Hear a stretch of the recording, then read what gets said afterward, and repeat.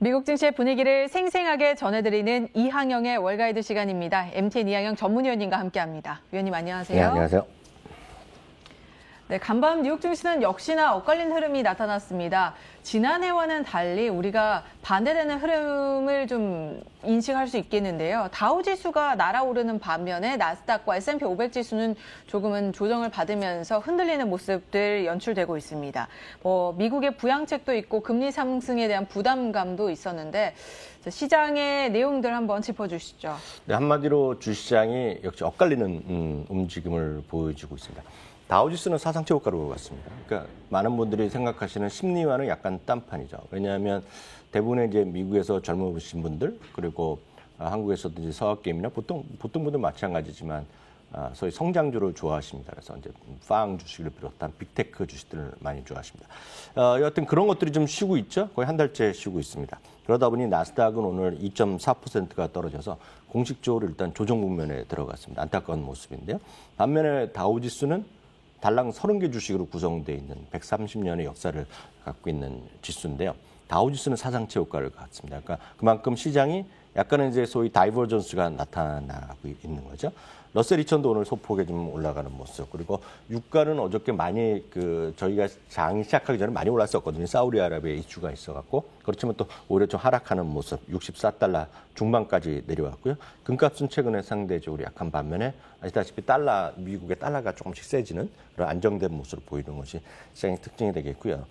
섹터별로 보면 기술주라든가 커뮤니케이션 서비스 이런 것들이 각각 1.7%와 0.7%가 떨어졌는데 이런 것들이 상대적으로 기술주의 비중이 높은 것들이거든요. 그리고 커뮤니케이션 서비스만 하더라도 일단 페이스북, 구글 이런 건 다 들어가 있는 겁니다. 넷플릭스 이런 것들이 들어가 있는데 여하튼 이런 것들이 0.7%가 떨어지는 모습입니다. 다만 이제 많은 분들이 이제 나스닥이 크게 떨어지고 다우지수가 올라갔다고 얘기하는데 딱 6개월짜리 그래프를 제가 준비해 왔습니다. 딱 6개월 전 보면 그동안 나스닥이 많이 올라갔고 나스닥 재미없었거든요. 그것이 지금 6개월 만에 지금 오늘 보면 딱 똑같아졌습니다. 그러니까 나스닥이 많이 올라갔고 다우가 재미가 없었는데 네. 최근 들어서 다우가 다시 재밌어지고 있다. 최근 한 달 동안의 흐름이죠. 그래서 늘 말씀드리지만 지나치게 벌어진 거는 합쳐지는 것이고 또 장기적으로 보면 최근 한 달만 한두 달만 보면 다우지수가 압도했기 때문에 상대적으로 앞으로 두 달 동안 또 어떤 일이 벌어질지 모릅니다. 그래서 이런 것들이 결국 악어 입같이 벌어졌다가 닫히고 그래서 다이버전스 이렇다가 다시 좀 줄어들고 이런 것들이 주시장 늘 반복되는 일이다 보셔야 되겠고요. 여하튼 이렇게 주시장의 다우지수나 이렇게 올라간 것들이요. 결국은 경기 회복에 대한 기대감이죠. 경기 재개에 대한 기대감입니다. 상원에서 1조 9천억 달러를 부양책을 통과시켰고 빠르면 화요일 늦어도 수요일 정도까지 해서는 하원에서도 완전 최종으로 통과시킨다고 하니까요.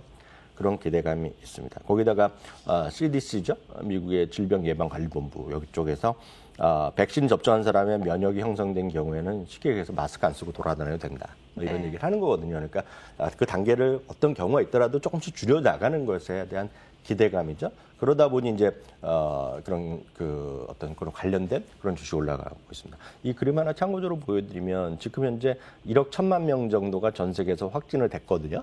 물론 그거보다 훨씬 더 많을 거라고 추정되고 있지만 2억 명이 넘어선 저희 백신에 대한 접종자 수 이런 것들이 장기적으로 주시장을 약간씩 변모시키는 기대감입니다.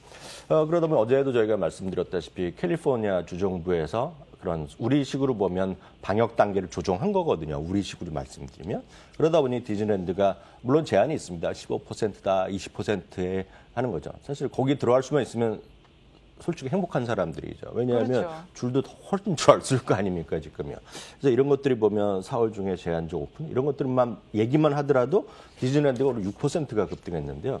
이게 실질적으로 이렇게 자주 있는 일이 아니거든요. 디즈니랜드 이런 것들이, 무거운 주식이 이런 것들인데, 이게 한쪽에 늘 주시장을 한 번 확 쏠리는 경향이 있기 때문에 이게 엄청 계속 간다. 이렇게 생각하지 마시고요. 항상 반작용과 반작용이 있다라고 보셔야 되겠습니다. 유나이티드 항공도 지금 7%가 올라갔습니다. 그러다 보니 늘 저희가 이런 현상이 있을 때마다 소개해드렸던 ETF 있지 않습니까? 한국말로 하면 그냥 놀자거든요, 놀자. 예. 야놀자 주식. 예, 레저 앤 엔터테인먼트거든요. 여가도 즐기고 엔터도 하는 ETF. 여기 보면 이런 것들이 다 들어가 있습니다.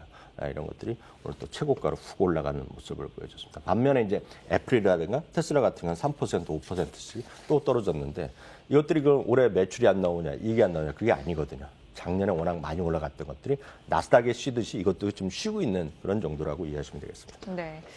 단순히 뭐 기업의 상황이 좋지 않아서가 아니라 그런 흐름이 조금 바뀌기 때문에 이런 좀 반대되는 판도가 벌어지고 있는 거라서 조금은 좀 조심스럽게 접근하고 또 지켜볼 필요가 있을 것 같습니다.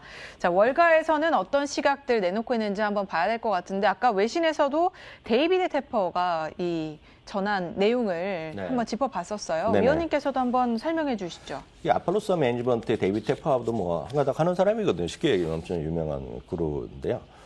한마디로 이겁니다. 최근과 같이 어떤 금리가 올라가는 것이 계속 이어질 수 없다는 얘기죠. 쉽게 얘기해서. 사실 이분이 얘기해서 그렇죠. 이런 말을 똑같이 누가 했냐면 제롬 파월 의장이 그거 한 거거든요. 일시적이라는 얘기 있거든요. 지금 금리가 확 올라가는 것들. 네. 그러니까 같은 논리다라고 보셔야 되겠고요. 근데 이분은 이제 주식 비중을 늘려야 된다는 얘기하고 이제 그런 얘기를 하는 거죠. 그리고 이제 특히 이제 최근에 그 한 달 동안에 한 10% 플러스 마이너스 내린 것이 이제 애플이라든가 아마존 이런 것들이거든요. 이런 것들이 자기한테 좀 매력적이다라는 얘기를 하고 있고요. JP 모건도 비슷한 얘기를 하고 있는데요. 최근에 어떤 금리 상승 이런 거 왜 금리가 올라가는지를 분명히 좀 많은 분들이 공감하지만 그거보다는 지금 그런 거에 대한 기대감보다는 본인들이 많이 갖고 있고 이런 것들이 속상한 걸 자꾸 보는데요. 이분의 얘기는 겁니다. 최근에 금리 상승은 기대보다 빠른 경제 회복과 기대보다 빠른 주시장에 대한 기대감이라는 거죠. 이런 것들이 올라가고 있다는 얘기. 당연히 주시장에서는 긍정적 시각이 유효하다. 다만 이분들이 얘기하는 것도 JP모건에서 얘기하는 것도 똑같습니다. 결국은 지금 경제활동 재개하려는 경기 민감주의 비중을 늘려야 된다는 얘기하고 있고요. 탑리도, 그러니까 펀드스들의 탑리도 똑같은 얘기하고 있습니다. 성장주, 지금의 성장주는 과거의 작년의 성장주가 아니라 매출이나 이익이 많이 늘어난 거예요. 그 모멘텀 있는 것들이 바로 지금은 경기활동 재개, 작년에 완전 물려있던 그런 것들이 지금 성장주라는 얘기죠. 그래서 그런 쪽으로 여러분들 조금 이해하시면 되겠고요. 그렇다고 지금 갖고 계신 기술주가 이런 게 문제 없거든요. 다만 시기적인 특성이 있다는 거죠. 결국 시간의 문제라고 좀 보고 있습니다. 네. 주식 시장의 이런 흐름은 시간의 문제다라는 말씀 꼭 새겨 들어야 될 것 같습니다. 자, 고용 시장의 회복이 생각보다 빨라질 것이다라는 주장들이 제기가 되고 있거든요. 주식 시장에 분명한 도움이 될 것 같긴 하거든요. 네, 맞습니다. 네, 위원님의 생각은 어떠실까요? 맞습니다. 이게 상당히 오늘 적극적인 주장이 나서 오늘 흥미로워서 소개해드리겠는데요. 참고적으로 이제 작년 딱 이맘때요. 그러니까 이맘때보다 조금 전이죠. 팬데믹 이전에 보면 3.5%입니다. 미국의 실업률이요. 3.5%란 건 그냥 사상 최저라고 보시면 되겠고요. 완전 고용 중에서 그렇게 완전 고용이 있을 수가 없습니다. 물론 이제 전후에 미국의 2차 세대전 이후에 전후에 갑자기 할 수 있었지만 그때는 이제 비정상적인 시기고 완전 고용인데요. 그래서 이 부분을 2023년이나 2024년이 돼야지 그 시절로 다시 돌아간다는 얘기가 지금 연준의 일반적인 시각이고 그렇기 때문에 금리가 올라갈 일이 별로 없다라고 얘기하는 겁니다. 다만 이제 골드만삭스는 자기네가 계산해 보니까 그거 너무 늦다는 얘기입니다. 2021년 말입니다. 금년 말에요.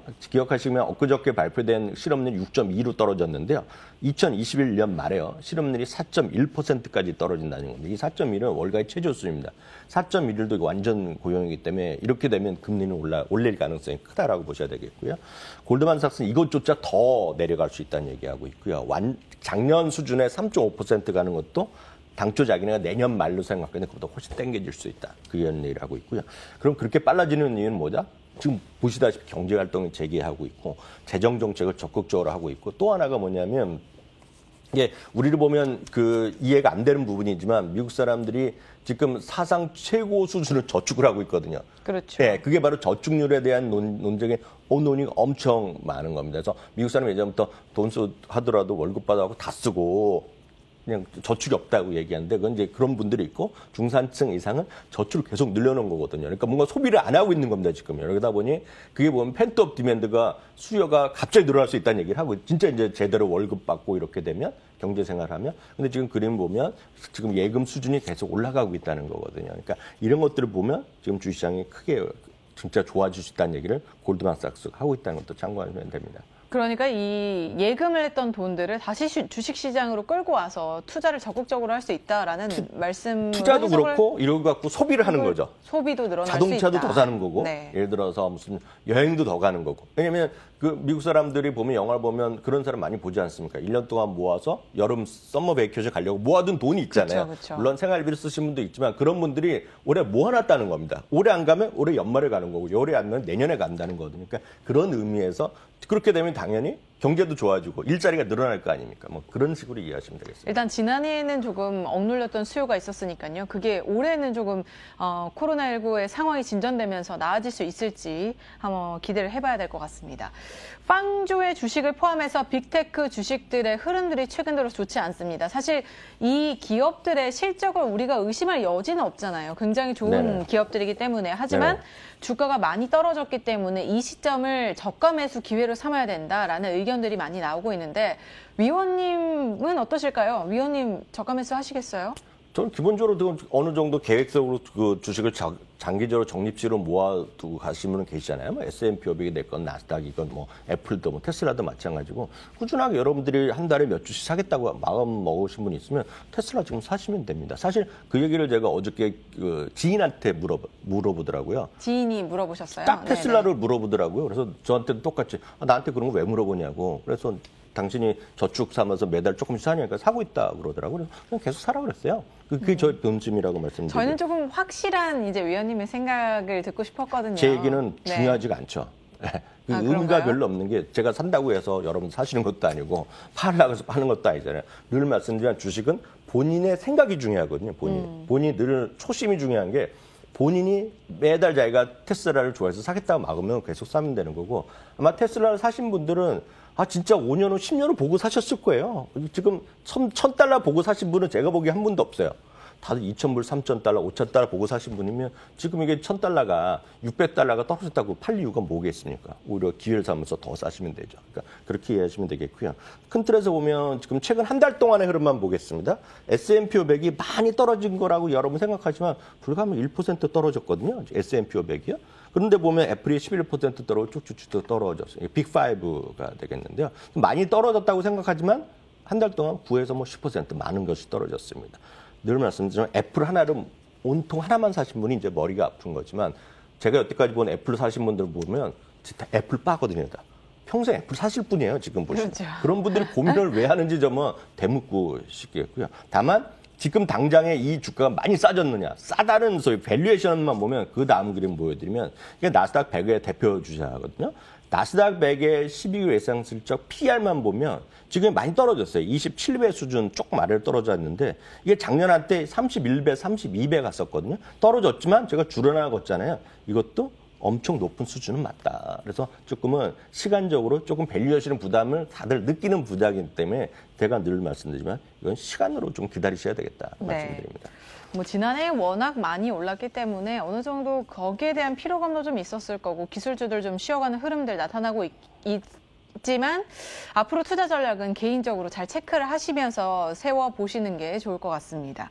자, 특징주들도 살펴볼 텐데요. 게임스탑이 역시나 또 한 번 올라와 있습니다. 이번에 이커머스의 성장 기대를 한다라는 소식을 전하면서 오늘도 급등세가 연출이 됐죠. 네, 그 추이라고 제가 여러 번 말씀드렸잖아요. 그렇죠. 추이라는 게 이제 그 반려동물의 그 이커머스 하는 기업인데 거기 이제 전 CEO가 이제 이쪽으로 들어간 거 아닙니까? 지금 그렇죠. 들어갔는데 그게 라이언 코엔이라는 분인데 이분이 이제 얘기하는 거죠. 이게 지금 딱 쉽게 얘기해서 이겁니다. 저도 말씀드렸다시피 그 게임스탑이라는 거가 리테일점인데 이거 지금 예전에 한 20년 전, 15년 전만 하더라도 대형 몰마다 쇼핑몰마다 다 있었는데 지금 찾기도 힘들거든요. 그래서 요즘 10대한테 물어보면 그게 뭐냐라고 모르는 애들 많다는 거거든요. 지금요. 저 10대 때만 해도 게임스톱이 진짜 많았거든요. 뭐 카드도 사러 갔죠. 몰마다 있죠. 그렇죠. 아빠들이 가서 밤에 가서 줄 섰던 곳이거든요. 지금요. 네. 근데 지금은 그런 게 별로 없거든요. 그러다 보니 이 지금 새로 이쪽에 참여하는 사람들도 이게 이거 갖고 아니다. 이제 그게 아니다. 이제는 테크 기업이고 이커머스로 바꿔야 된다. 그런 말이 나올 때마다 올라가는 거죠. 그래서 오늘 또 30몇 % 올라갔고요. 이게 올라가면 같이 손잡고 올라가는 게 있습니다. AMC거든요. AMC죠. 물론 AMC는 극장 다시 가니까 올라가는 거거든요. 그러니까 그런 것들이 좀 올라갔고 특히 오늘 웨드부시에서도 목표 주가를 더블로 올려놨는데 이게 끝까지 들으셔야 돼요. 한국말은 2.5달러에서 5달러로 더블로 올려놨지만 네. 지금 현재 주가는 9달러 수준이라는 거. 그래서 그 투자하기는 중립인데 하여튼 AMC가 왜 올라갔느냐? 다 이유가 있지만 게임스탑과 손잡고 가는 거라고 보셔야 되겠고요. 네. 반스라는 운동 아시잖아요. 반스요. 그렇죠. 예, 많이 신죠. 예, 그 VF 코퍼레이션이거든요. 그게 오늘 이제 피보탈 리서치에서 중립에서 매수 의견을 바꾸면서 주가가 좀 반등하는 모습이었고요.